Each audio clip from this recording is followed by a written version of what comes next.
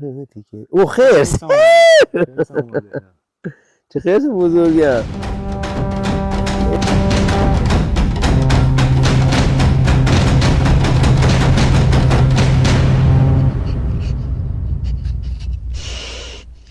نکن الان تو سردترین شب‌های سالیم بادم میاد سراغ نخل.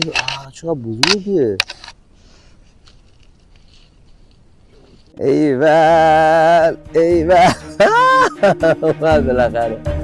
اینقدر دوست داشتم این صحنه رو بگیرم که اون پازل فیلم تکمیل بشه.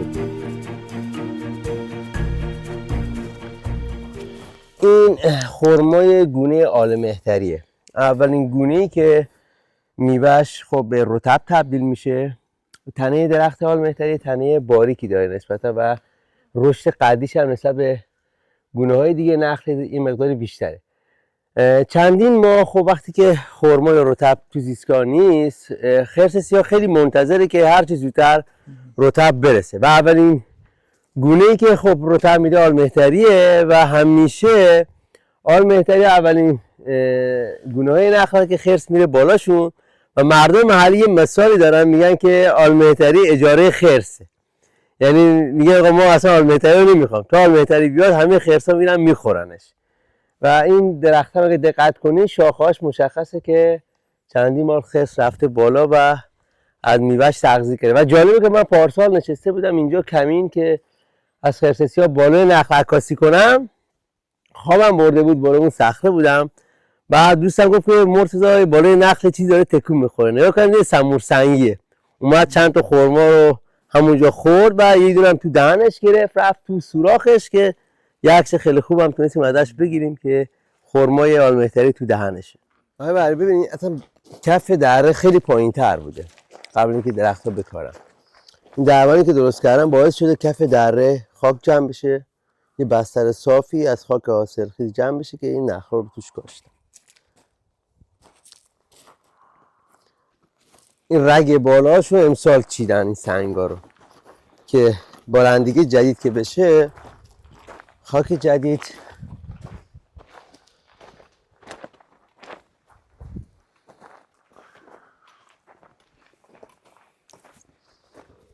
حالا این درمانه که تخریب بشه خب با بارون شدید و سیلاسایی که بیاد تمام خاک این بستر شسته میشه، ریشه نخل بیرون میاد. ریشه نخل که بیرون بیاد دیگه خب کم کم رو به خوش شدن میره و ثمردهیش هم خیلی کم میشه.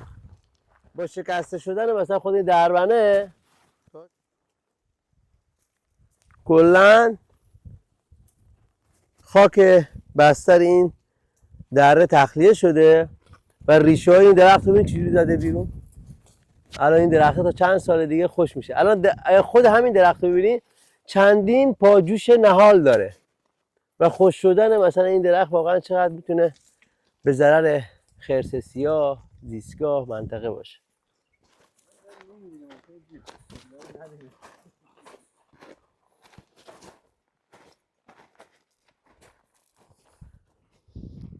تو ارتفاعات هم کهور ایرانی هست ولی دیگه چون ارتفاع داره بالاتره دمای هوا کمتره، رشد کهورا نسبتا خیلی کمتره. این هم که پسته وحشیه.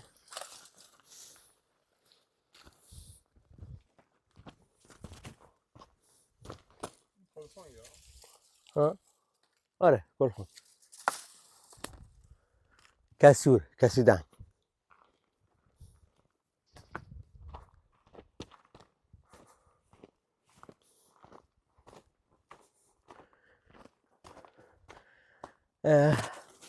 این نخل اگه دقت کنین چوب سبزی ببینید شکسته، این کار خرسه.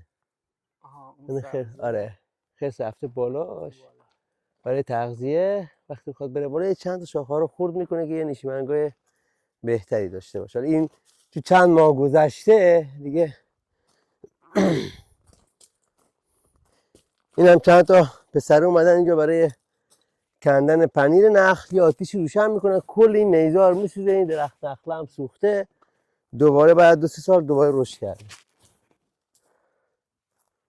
خیلی از چوپونای نیزارا رو میسوزونن که میگن مخفیگاه پلنگه. تو این کوه هم پارسال از پلنگ تصویر گرفت.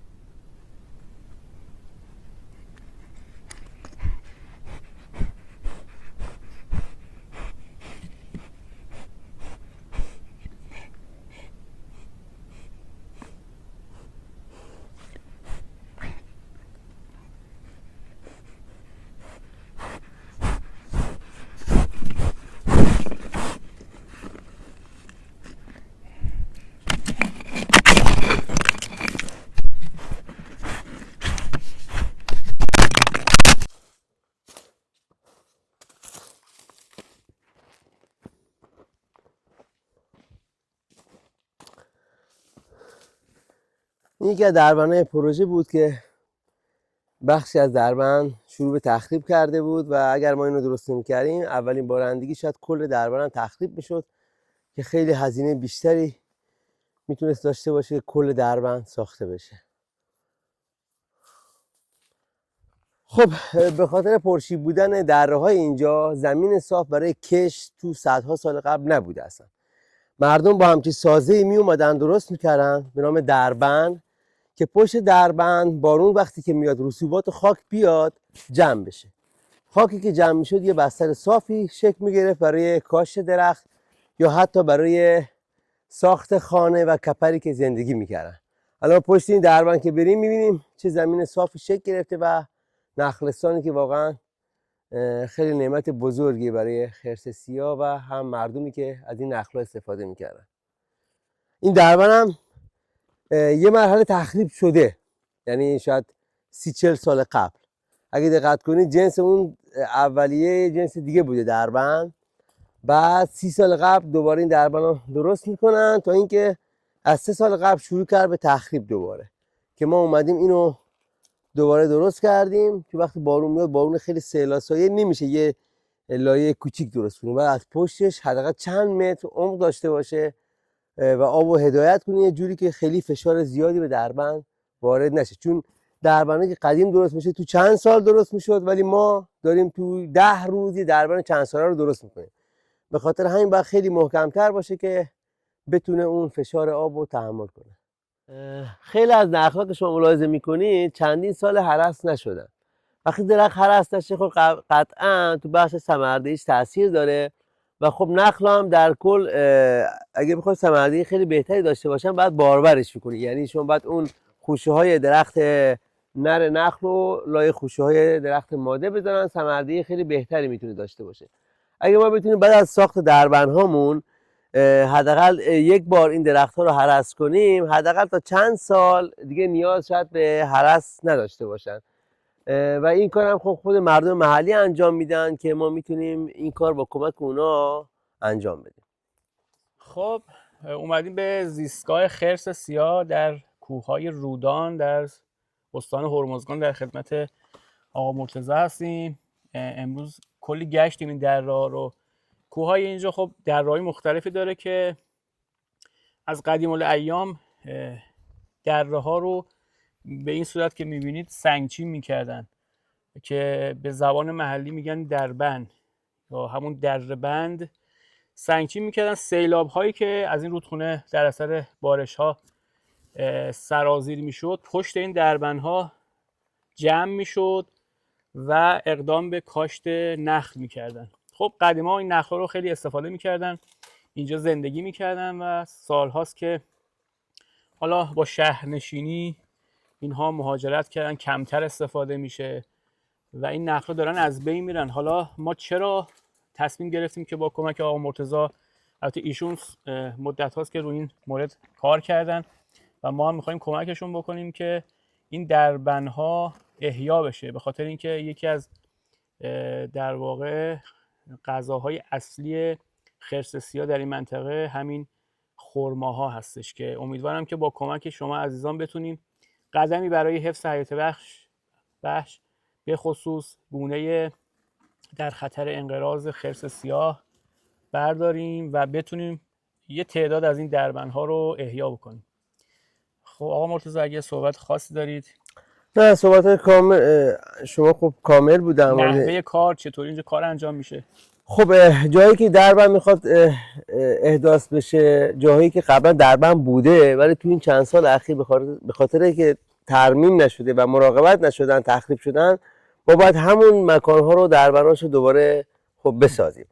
برای ساخت دربند هم خب چون محل دربند با شهر و جایی که خب کارگر هست و نیروی کار هست فاصله داره، ما باید نیروی کار رو بیاریم تو کوهستان، ابزار رو بیاریم همینجا و خیلی از مسائل رو تو خود کوهستان باید جمع آوری کنیم.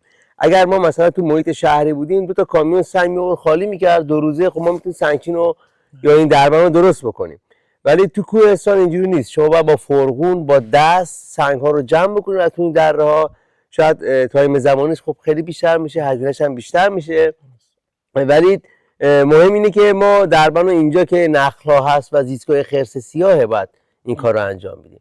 حداقل ما باید 10 تا 15 تا دربند رو تو شهرستان رودان خب احداث بکنیم، چون رودان یکی از جاهایی که خیلی زیستگاهش تخریب شده توسط معادن و ما انسان ها و مهمه که واقعا این نخلایی که اینجا هست ما بتونیم حفظ کنیم.